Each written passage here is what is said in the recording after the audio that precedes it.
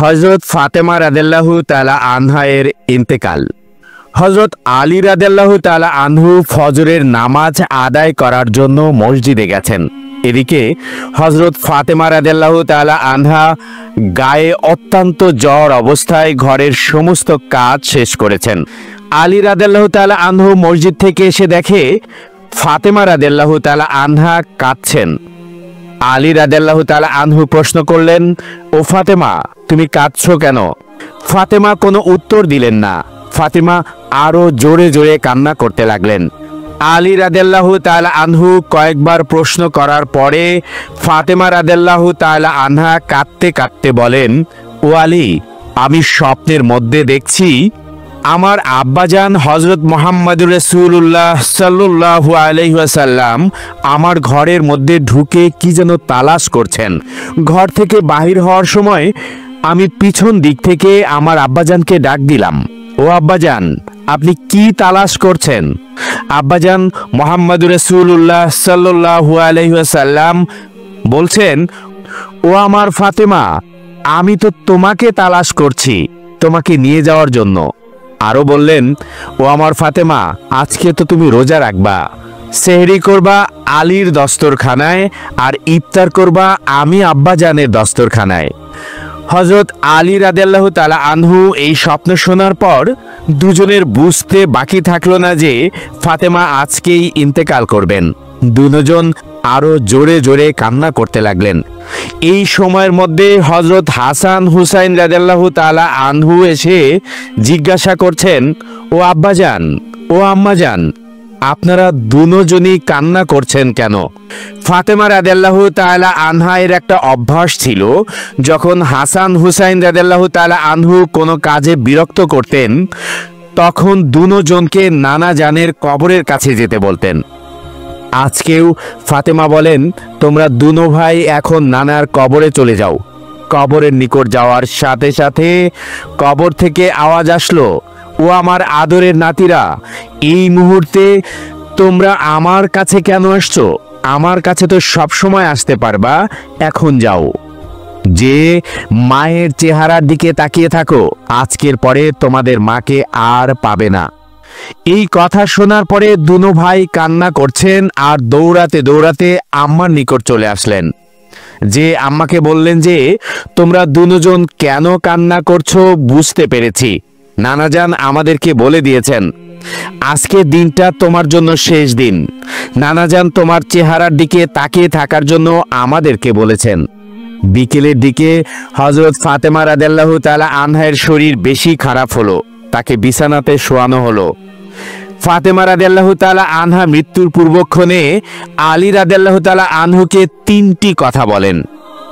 এক, ও আলী, যেদিন থেকে আমি আপনার ঘরে এসেছি ওই দিন থেকে নিয়ে আজ পর্যন্ত আপনাকে আমি অনেক কষ্ট দিয়েছি। আলী, আপনি যদি আমাকে ক্ষমা না করেন তাহলে কিয়ামতের ময়দানে আমি সন্তানের কারণে, আমি মেয়ের কারণে আমার আব্বাজান অনেক লজ্জিত হবেন। বলেন আপনি আমাকে ক্ষমা করলেন কিনা? আলী রাদিয়াল্লাহু তাআলা আনহু বলেন, ও ফাতেমা, তুমি এসব কি বলছো? আমি আলী তো তোমার যোগ্য ছিলাম না। তোমার আব্বাজান দয়া করে মেহেরবানি করে তোমাকে আমার কাছে বিয়ে দিয়েছেন। বিয়ের দিন থেকে নিয়ে আজ পর্যন্ত আমি আলী তোমাকে কোনো দিন ঠিকমতো দুই বেলা খানা খাওয়াতে পারি নাই। ও ফাতেমা, তুমি বলো আমাকে ক্ষমা করছো কিনা? তুমি যদি আমাকে ক্ষমা না করো তাহলে আমাকেও কিয়ামতের দিন কঠিন শাস্তি ভোগ করতে হবে। দুই, ও আলী, আপনার সাথে আমার দ্বিতীয় কথা হলো, আমি মারা যাওয়ার পরে আপনি বিয়ে করে নেবেন দুনিয়ার যে কোনো মহিলাকে আপনার পছন্দ মতো। আপনাকে আমি অনুমতি দিলাম, আর আমার বাচ্চা দুইটাকে সপ্তাহে একটা দিন আপনার কোলের মধ্যে করে নিয়ে ঘুমাবেন। তিন, ও আলী, আপনার সাথে আমার তৃতীয় কথা হলো, হাসান হুসাইন যখন বালেগ হবে তখন দুনো ভাইকে আল্লাহর রাস্তায় সোপর্দ করে দিবেন এবং আমাকে রাতের বেলায় দাফন করবেন। হযরত আলী রাদিয়াল্লাহু তাআলা আনহু বললেন, তুমি নবীর মেয়ে, আমি সবখানে খবর দিয়ে তোমায় দাফন করব, এতে সমস্যা কি? হযরত ফাতেমা রাদিয়াল্লাহু তাআলা আনহা বললেন, আমার কাফনের কাপড়ের ওপর দিয়ে সবাই অনুমান করবে যে নবীর মেয়ে কতটুকু লম্বা ছিল, কতটুকু স্বাস্থ্য ছিল। এতে আমার পর্দা ভঙ্গ হবে। হযরত ফাতেমা রাদিয়াল্লাহু তাআলা আনহার ইন্তেকালের পর তার লাশের খাটিয়া বহন করার মানুষ মাত্র 3 জন, হযরত আলী রাদিয়াল্লাহু তাআলা আনহু এবং শিশু হাসান ও হুসাইন রাদিয়াল্লাহু তাআলা আনহুমা। হযরত আলী ভাবছিলেন যে খাটিয়া বহন করার জন্য মানুষ আরো একজন প্রয়োজন হবে, তবেই 4 কোণায় 4 জন কাঁধে নিতে পারবেন।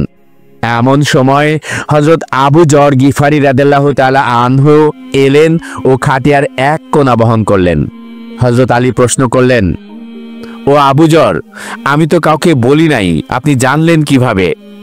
হযরত আবু যর গিফারি রাদিয়াল্লাহু তাআলা আনহু বলেন, আমি আল্লাহ রাসূল সাল্লাল্লাহু আলাইহি সাল্লামকে স্বপ্নে দেখেছি। তিনি বললেন, হে আবু যর, আমার ফাতিমার লাশ বহন করার জন্য লোকের অভাব, তুমি তাড়াতাড়ি চলে যাও। ও আলী, আমাকে তো হুজুর আকরাম সাল্লাল্লাহু আলাইহি সাল্লাম আসতে বলেছেন।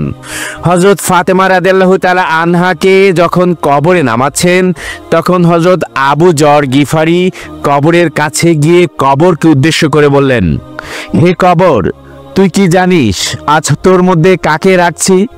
ফাতেমা রাদিয়াল্লাহু তাআলা আনহা এটা জান্নাতের সকল মহিলাদের সর্দার। ফাতেমা রাদিয়াল্লাহু তাআলা আনহা কবর থেকে কোনো আওয়াজ নেই।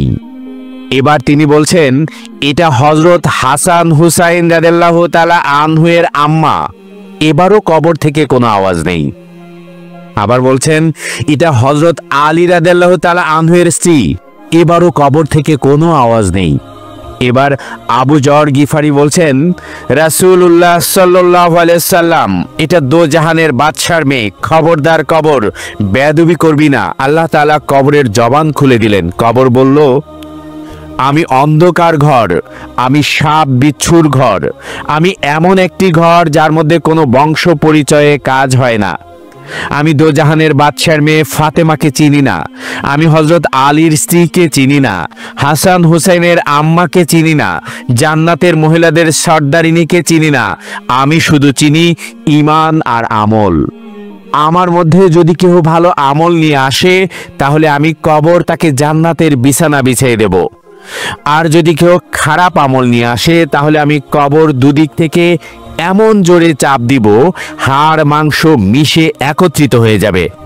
আমার মুসলমান ভাই ও বোনদের উদ্দেশ্য করে বলছি, একটু চিন্তা করে দেখুন, যদি নবী সাল্লাল্লাহু আলাইহি সাল্লামের আদরে মেয়ে ফাতেমা, যাকে জান্নাতের সর্দারিনী বলা হয়েছে, তার জন্য যদি কবর এমন কথা বলতে পারে, তাহলে আমাদের কি অবস্থা হবে বুঝতে পারছেন? কিসের আশায়, কি চিন্তা করে আল্লাহর হুকুম থেকে এত গাফেল হয়ে আছেন? আল্লাহ আমাদের সকলকে ঈমান ও নেক আমল নিয়ে কবরে যাওয়ার তৌফিক দান করুন। আমিন।